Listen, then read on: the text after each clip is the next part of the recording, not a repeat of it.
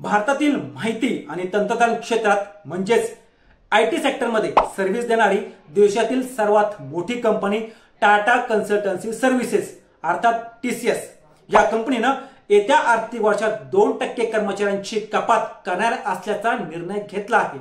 या 2%मुळे थोडे नाही तर तब्बल 12,000 लोकांची नोकरी धोक्यात आली आहे।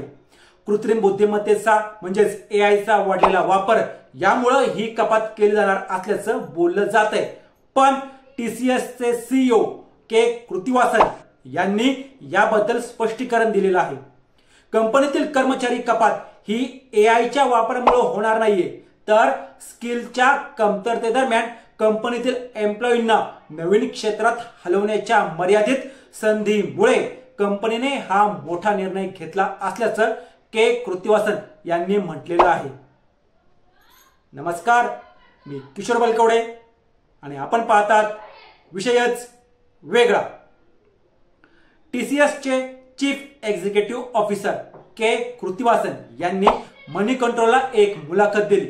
त्यात ते म्हणाले की एआयचा वापर वाढत आहे आणि एआय मुळे कार्यक्षमतेमध्ये 20% वाढ होत असली म्हणून हे अजिबात केलं जात नाहीये। एम्प्लॉईचं स्किल जुळत नसल्यानं किंवा जिथं कंपनीला एम्प्लॉईची पोस्टिंग करायची तिथं जर कोणालाही पोस्टिंग देता आली नाही तर अशा वेळी हे केलं जात असतं। पुढे ते असे म्हणाले की टीसीएसला कमी लोक हवे आहेत म्हणून हे होतंय असं तर अजिबातच नाही।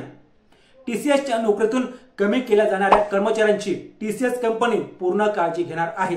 त्यांना नोटीस पिरियड पे आणि ॲडिशनल सेव्हरन्स पॅकेज दिलं जाणार असल्या त्यासोबतच अतिरिक्त विम्याचं म्हणजे इन्शुरन्सचे लाभ आणि कर्मचाऱ्यांना दुसरीकडे नोकरी मिळवण्याची संधी सुद्धा टीसीएस उपलब्ध करून देणार आहे। भारतातील सर्वात मोठी सॉफ्टवेअर सेवा पुरवणारी कंपनी म्हणून टीसीएसची ओळख आहे।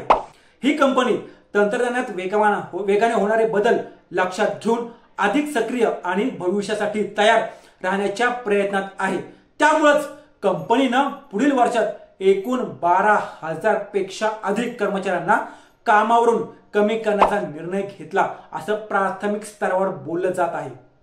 पण ही जी कपात केली जाणार आहे त्यामुळे जे एम्प्लॉई आहेत आयटी सेक्टरमधील त्यांच्यामध्ये मोठ्या प्रमाणात अनिश्चितता निर्माण होईल आणि तसंच नैतिक प्रश्न सुद्धा निर्माण होतील। NITES ने कामगार आणि रोजगार मंत्रालयाला यामध्ये तात्काळ हस्तक्षेप करण्याचे आणि टीसीएस कडून या निर्णयाबाबत स्पष्टीकरण मागण्याचं आवाहन केलेलं आहे।